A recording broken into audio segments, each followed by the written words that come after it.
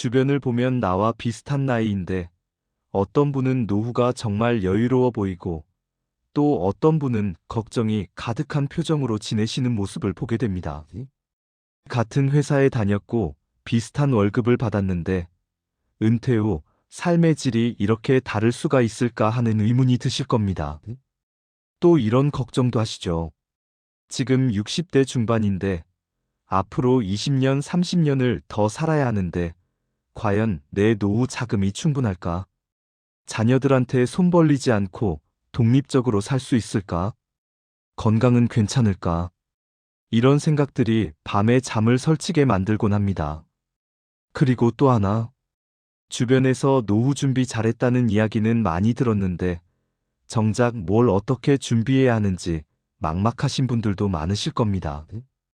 이것저것 정보는 많은데 내 상황에 맞는 명확한 답은 찾기 어려우셨을 거예요. 오늘 영상은 바로 이런 고민을 하시는 여러분을 위해 준비했습니다. 노후를 편안하게 보내시는 시니어분들을 조사한 결과를 말씀드리려고 합니다. 놀랍게도 노후 준비를 제대로 하신 분들에게는 딱 3가지 핵심 공통점이었습니다. 이 3가지만 제대로 지키신 분들은 모두 지금 편안하고 행복한 노후를 보내고 계셨습니다. 오늘 이 영상을 끝까지 보시면 여러분도 그 비밀을 알게 되실 겁니다.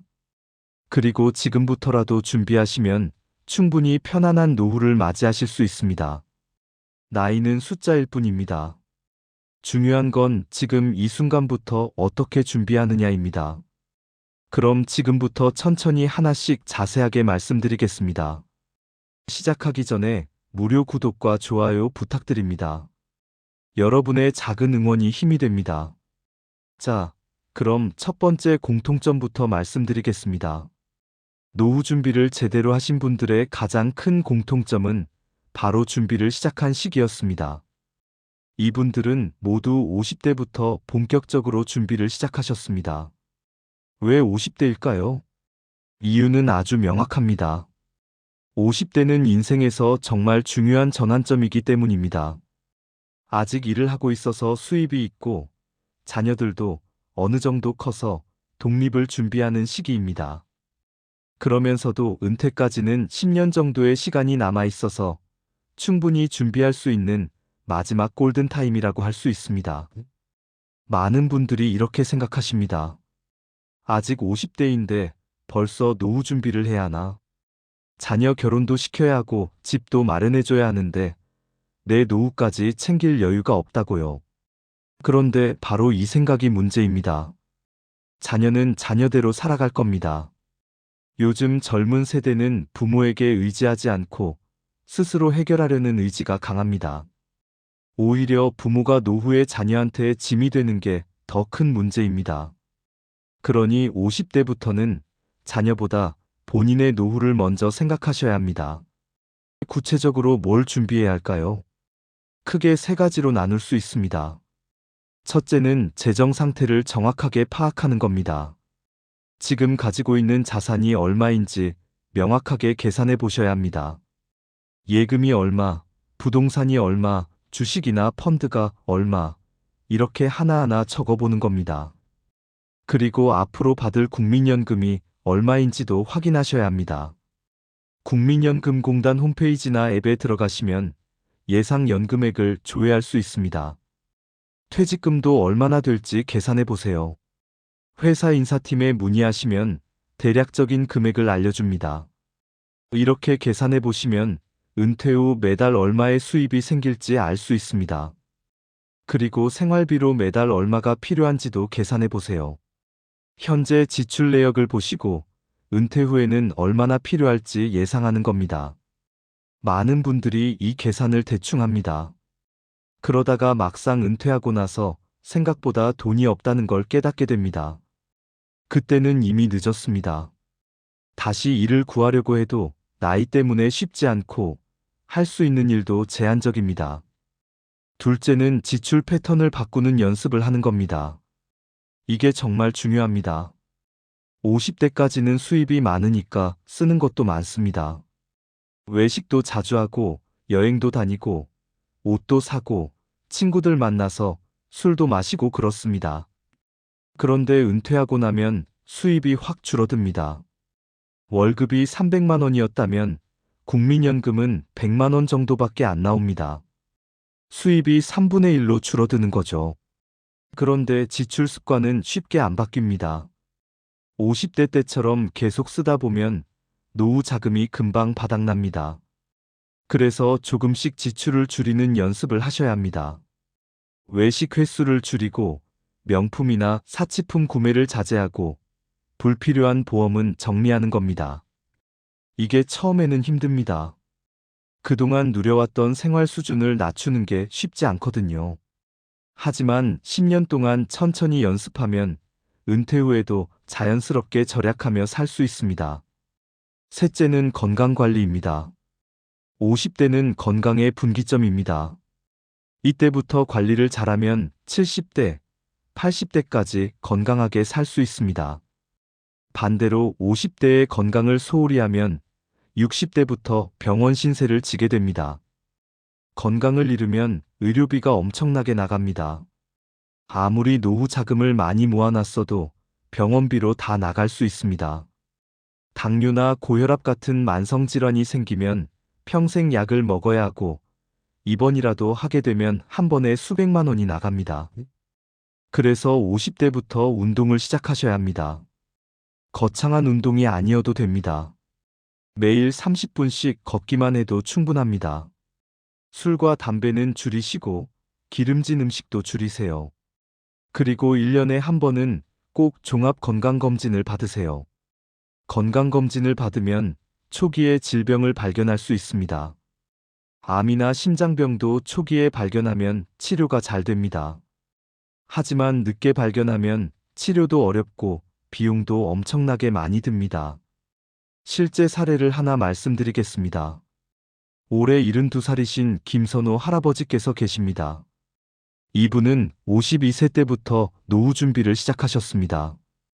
당시 대기업에서 부장으로 일하고 계셨는데 회사 선배들이 은퇴 후 힘들어하는 모습을 보고 미리 준비해야겠다고 생각하셨답니다.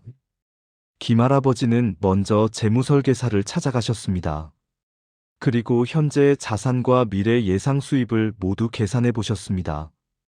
그 결과 은퇴 후 매달 200만 원 정도가 필요하다는 걸 알게 되셨습니다. 그래서 매달 월급의 30%를 노후 자금으로 따로 모으기 시작하셨습니다. 동시에 불필요한 지출을 줄이셨습니다. 비싼 골프 회원권을 정리하고 명품 구매도 그만두셨습니다. 대신 그 돈을 저축하고 연금보험에 가입하셨습니다. 건강관리도 철저히 하셨습니다. 매일 아침 1시간씩 걷기 운동을 시작하셨고 술도 주 2회로 제한하셨습니다. 담배는 완전히 끊으셨고요. 1년에 한 번씩 꼭 종합검진을 받으셨습니다. 그렇게 8년을 준비하시고 60세에 은퇴하셨습니다.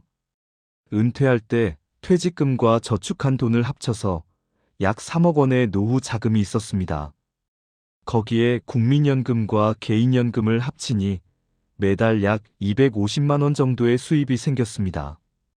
지금 김할아버지는 어떻게 지내실까요?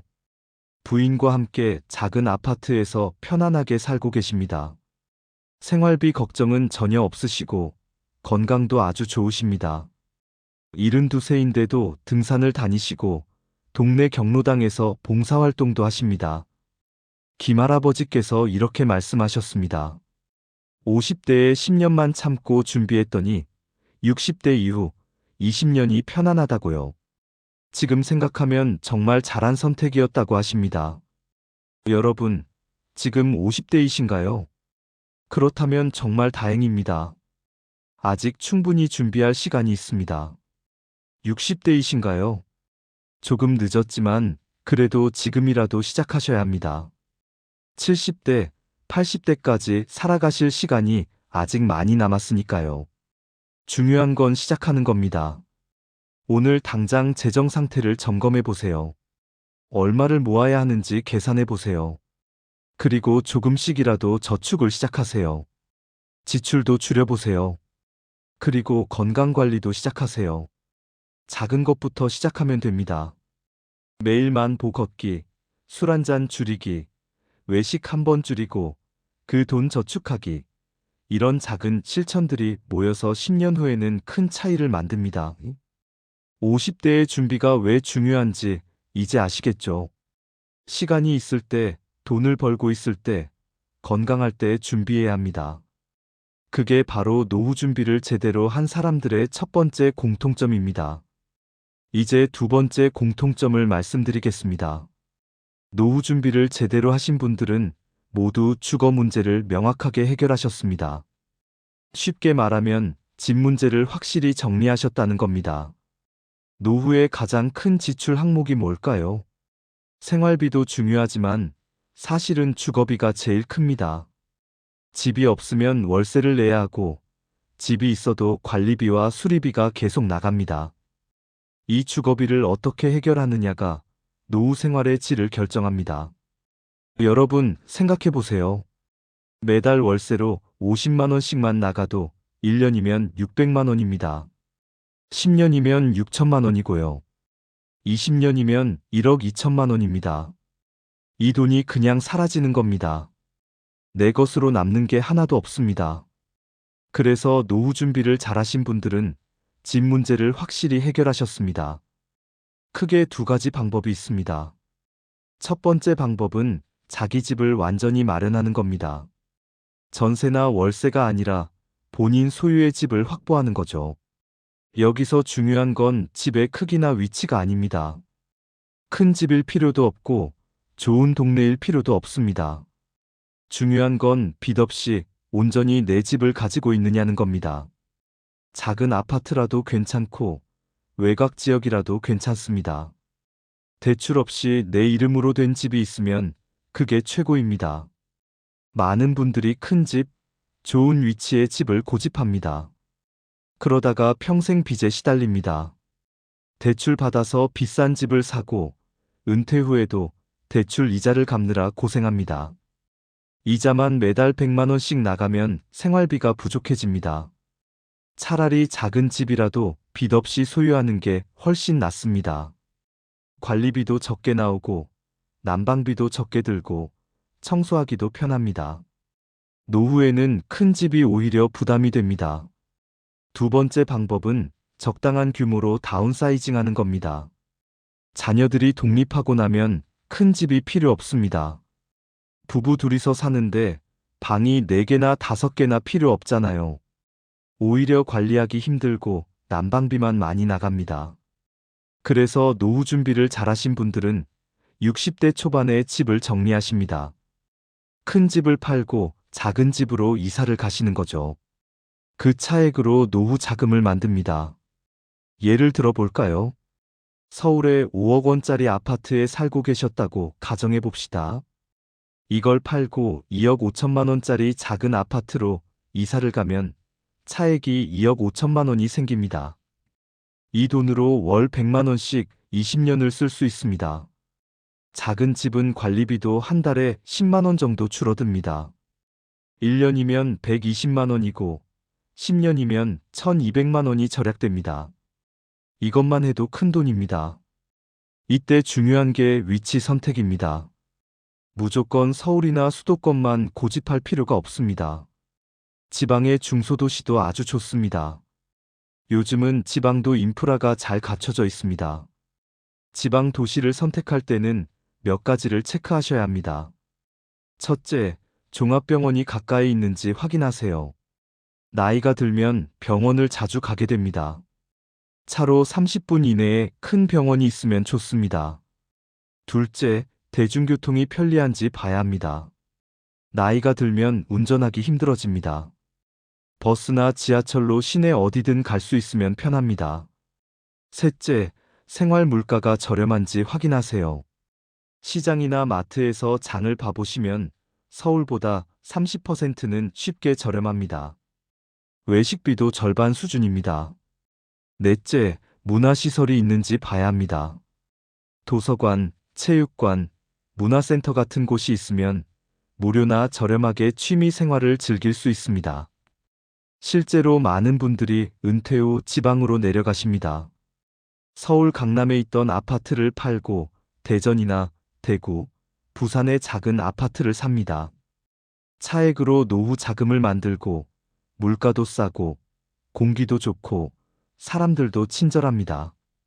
주거 문제를 해결할 때 또 하나 중요한 게 있습니다. 바로 자녀와의 동거 문제입니다. 노후 준비를 잘하신 분들은 이 문제도 명확하게 정리하십니다. 요즘은 자녀와 함께 사는 게 꼭 좋은 것만은 아닙니다.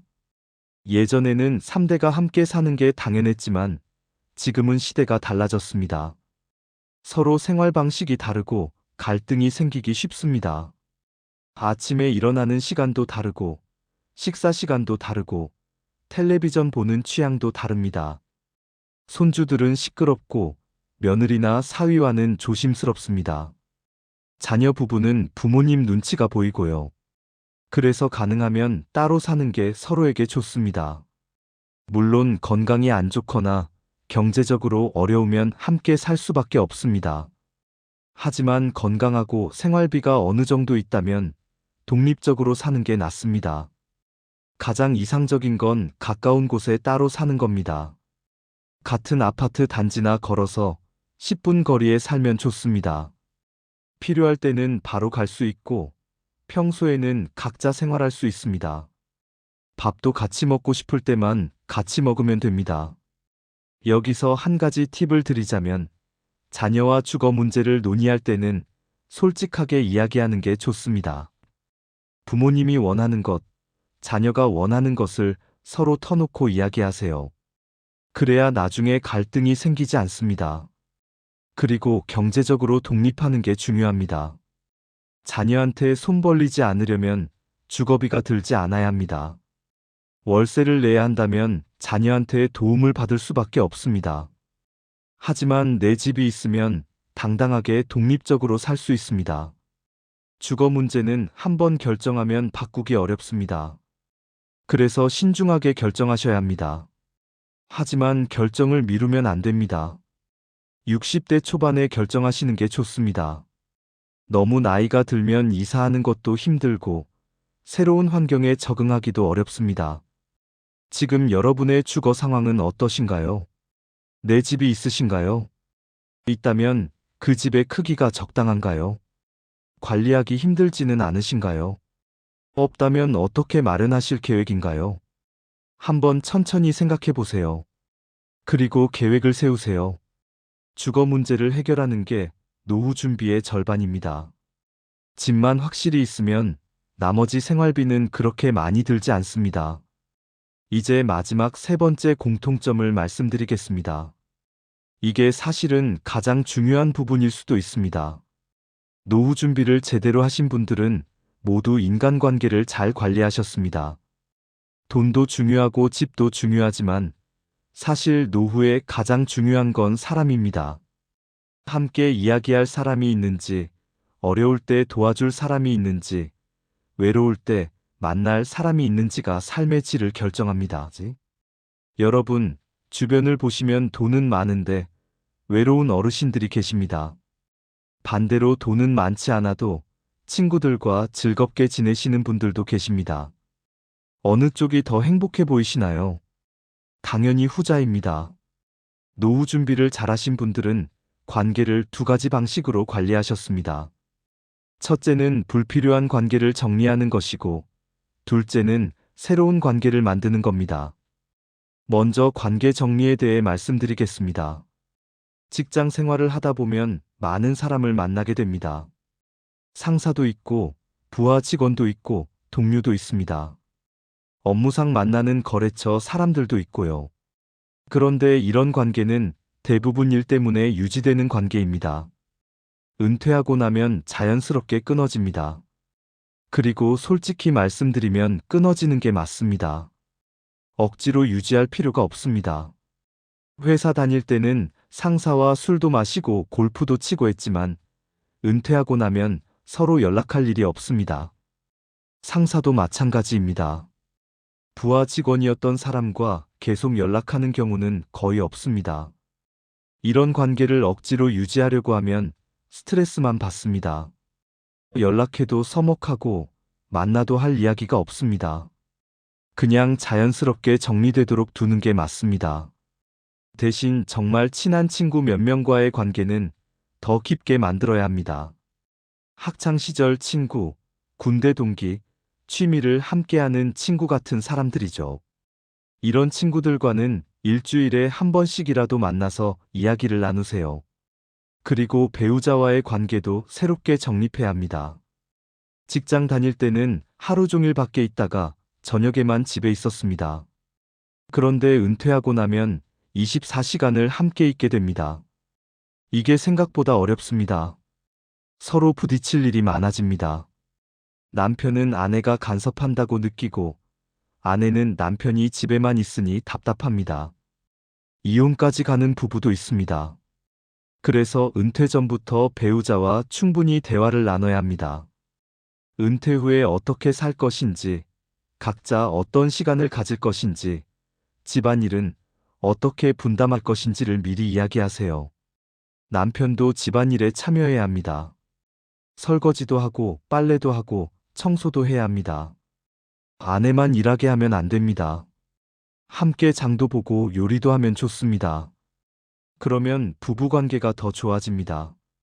이제 새로운 관계 만들기에 대해 말씀드리겠습니다. 은퇴 후에는 새로운 사람들을 만나야 합니다. 직장 동료는 사라지지만 대신 새로운 친구들을 사귀어야 합니다.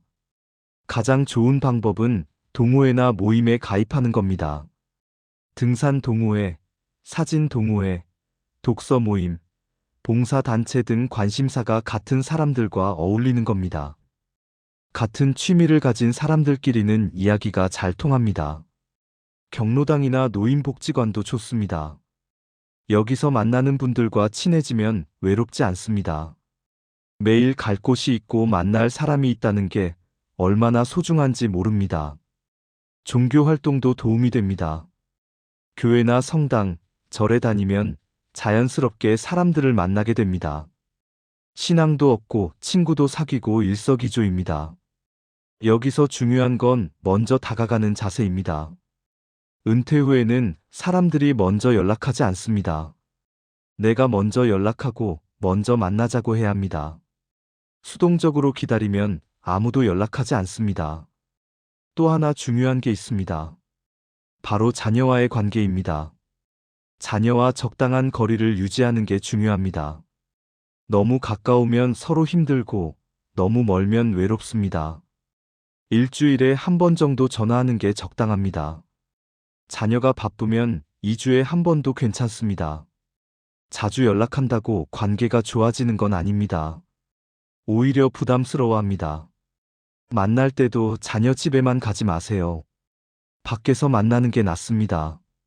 식당에서 밥 먹고 커피 마시고 헤어지는 게 서로 편합니다. 자녀 집에 가면 며느리나 사위 눈치가 보입니다.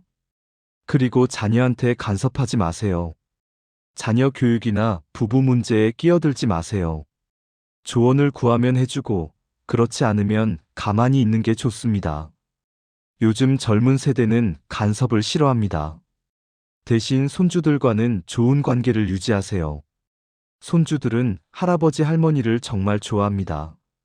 가끔 용돈도 주고 맛있는 것도 사주고 놀이터에도 데려가 주세요. 손주들과의 시간이 노년에 큰 기쁨이 됩니다. 실제 사례를 하나 말씀드리겠습니다. 올해 69세이신 이영숙 할머니께서 계십니다. 이분은 63세에 은퇴하신 후 관계 관리를 정말 잘하셨습니다. 은퇴하시자마자 회사 사람들과의 관계는 과감하게 정리하셨습니다. 명절 인사도 안 하고 연락도 끊으셨습니다. 대신 학창시절 친구 5명과 매주 수요일마다 만나서 점심을 먹기로 하셨습니다. 그리고 동네 노인복지관에서 하는 요가 교실에 등록하셨습니다. 거기서 만난 분들과 친해져서 지금은 일주일에 3번씩 만나십니다. 요가도 하고 수다도 떨고 가끔 같이 여행도 다니십니다. 남편분과의 관계도 새롭게 만드셨습니다. 남편분도 65세에 은퇴하셨는데 부부가 함께 요리 수업을 들으러 다니십니다. 일주일에 한 번씩 새로운 요리를 배워서 집에서 함께 만들어 먹으신답니다. 자녀분들과는 한 달에 2번 정도 만나십니다. 밖에서 밥 먹고 헤어지는 게 원칙입니다. 대신 손주들은 일주일에 한 번씩 돌봐주십니다. 자녀 부부가 직장에 가는 동안 손주들을 돌보고 저녁에는 자녀가 데려갑니다. 이 할머니께서 이렇게 말씀하셨습니다. 은퇴 후 가장 잘한 일이 새로운 친구들을 사귄 거라고요. 친구들이 있으니 외롭지 않고 매일 만날 약속이 있으니 하루하루가 즐겁다고 하셨습니다. 여러분, 지금 친구가 몇 명이나 계신가요? 일주일에 한 번이라도 만나는 친구가 있으신가요? 없다면 지금부터라도 만드셔야 합니다. 동호회에 가입해보세요. 복지관에 가보세요. 교회나 성당에 나가보세요. 처음에는 어색하고 부끄러울 수 있습니다. 하지만 용기를 내서 먼저 말을 걸어보세요. 사람들은 생각보다 친절합니다. 새로운 친구를 사귀고 싶어 하는 사람들이 많습니다. 그리고 배우자와의 관계도 점검해 보세요. 요즘 대화를 얼마나 하시나요? 함께 뭔가 하는 게 있나요? 없다면 함께 할 수 있는 걸 찾아보세요. 함께 산책하기, 함께 요리하기, 함께 영화 보기, 뭐든 좋습니다. 관계가 돈보다 중요합니다. 100억이 있어도 외로우면 행복하지 않습니다. 반대로 돈이 조금 부족해도 좋은 사람들과 함께 있으면 행복합니다. 이게 바로 노후의 진실입니다. 지금까지 노후 준비를 제대로 한 사람들의 3가지 공통점을 말씀드렸습니다. 50대부터 철저하게 준비하기, 주거 문제 명확하게 해결하기, 관계를 정리하고 새로운 관계 만들기였습니다. 이제 여러분이 궁금해하실 만한 내용들을 더 말씀드리겠습니다. 실제로 많은 분들이 자주 질문하시는 내용들입니다. 첫 번째 질문입니다. 지금 65세인데 준비를 전혀 못했어요. 너무 늦은 건 아닌가요? 이런 질문 정말 많이 받습니다. 결론부터 말씀드리면 절대 늦지 않았습니다. 65세면 앞으로 20년에서 30년을 더 사실 겁니다. 그 긴 시간을 어떻게 보내느냐가 중요합니다. 지금부터라도 준비하시면 앞으로의 삶이 달라집니다. 먼저 현재 상황을 정확히 파악하세요. 지금 가진 자산이 얼마인지, 매달 받는 연금이 얼마인지, 생활비는 얼마나 드는지를 계산해 보세요. 그리고 부족한 부분을 어떻게 채울지 계획을 세우세요. 65세면 아직 일할 수 있습니다. 시니어 일자리가 많이 있습니다. 경비, 주차 관리, 급식 보조, 환경 미화 같은 일들이 있습니다. 한 달에 100만 원 정도는 벌 수 있습니다. 이것만으로도 생활비에 큰 도움이 됩니다. 그리고 지출을 줄이는 게 중요합니다. 수입을 늘리는 것보다 지출을 줄이는 게 훨씬 쉽습니다. 외식을 줄이고 불필요한 물건 구매를 자제하고 통신비나 보험료 같은 고정비를 줄여보세요. 두 번째 질문입니다. 자녀가 경제적으로 어려운데 어떻게 도와줘야 할까요? 많은 부모님들이 고민하시는 문제입니다. 이건 정말 어려운 문제입니다. 자녀를 돕고 싶은 마음은 당연합니다. 하지만 본인의 노후 자금까지 써가며 도와줘서는 안 됩니다. 나중에 부모님이 더 어려워지면 자녀한테 더 큰 부담이 됩니다. 선을 그어야 합니다. 도와줄 수 있는 만큼만 도와주세요. 그리고 빌려주는 게 아니라 주는 거라고 생각하세요. 돌려받을 거라고 기대하지 마세요. 자녀도 힘들어서 못 갚는 경우가 많습니다. 차라리 자녀에게 경제 교육을 시켜주세요. 돈 관리하는 법, 저축하는 법, 투자하는 법을 알려주세요. 물고기를 주는 것보다 물고기 잡는 법을 가르치는 게 낫습니다. 세 번째 질문입니다. 건강이 안 좋은데 의료비가 너무 많이 들어요. 어떻게 해야 하나요? 이것도 많은 분들이 겪는 문제입니다. 먼저 의료지원 제도를 활용하세요.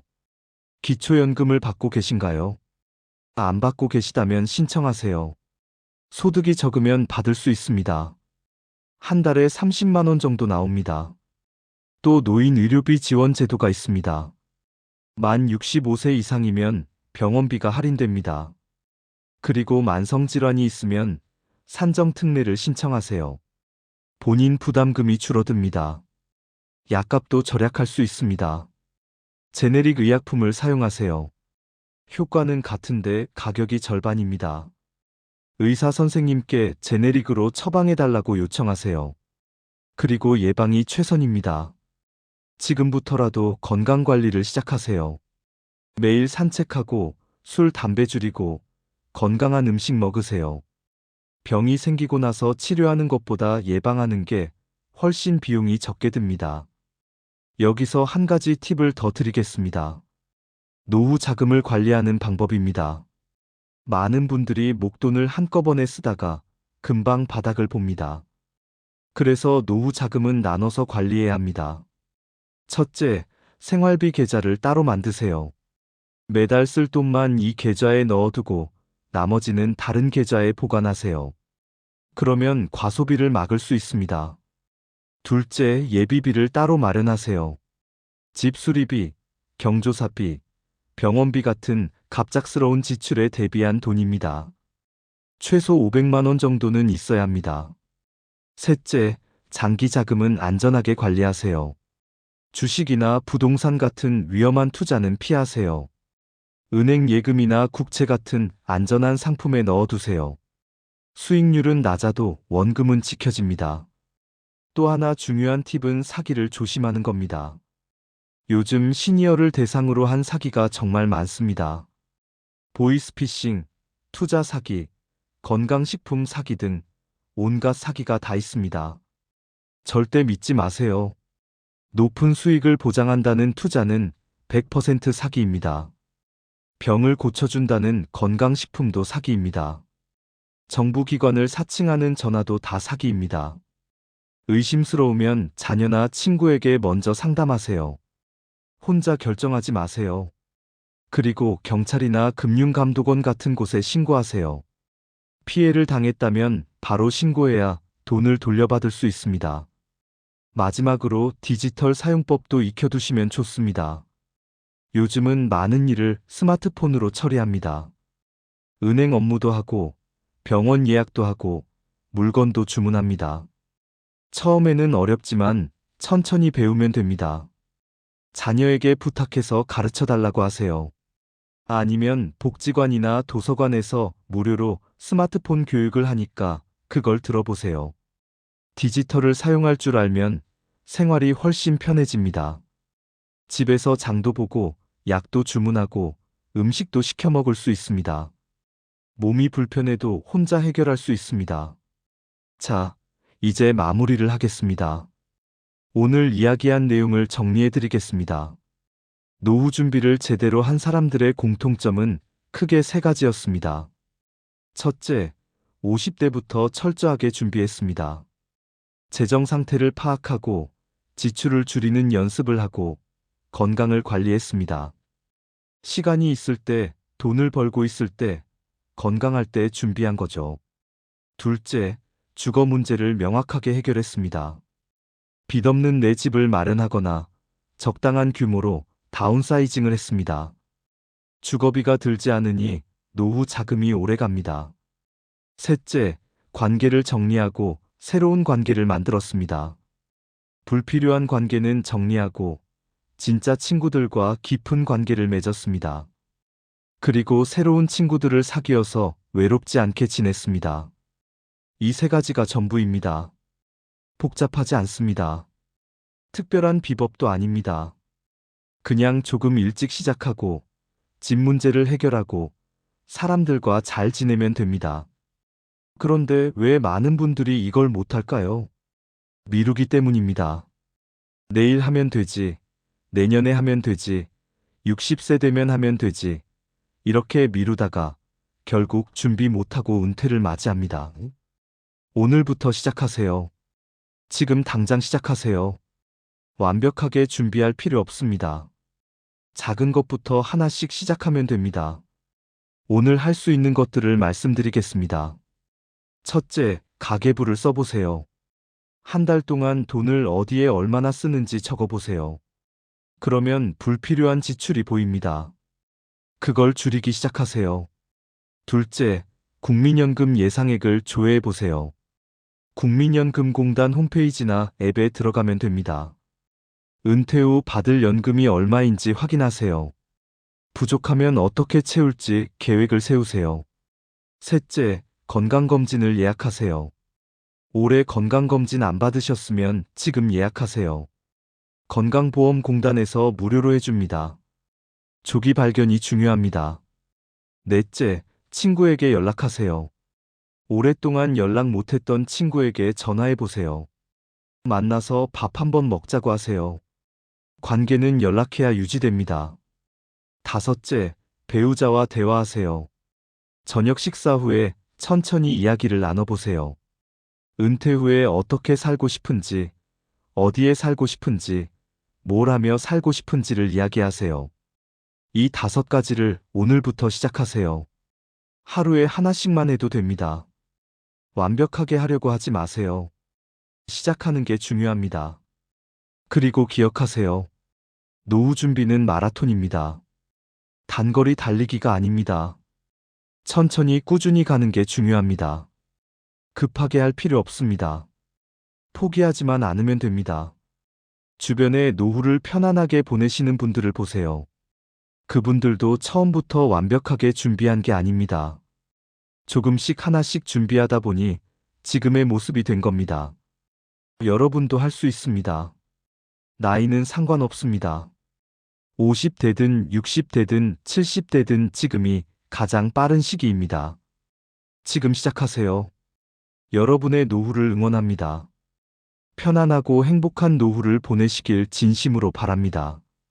오늘 이야기가 조금이라도 도움이 되셨기를 바랍니다. 긴 시간 집중해서 들어주셔서 정말 감사합니다. 여러분 모두 건강하시고 행복하세요.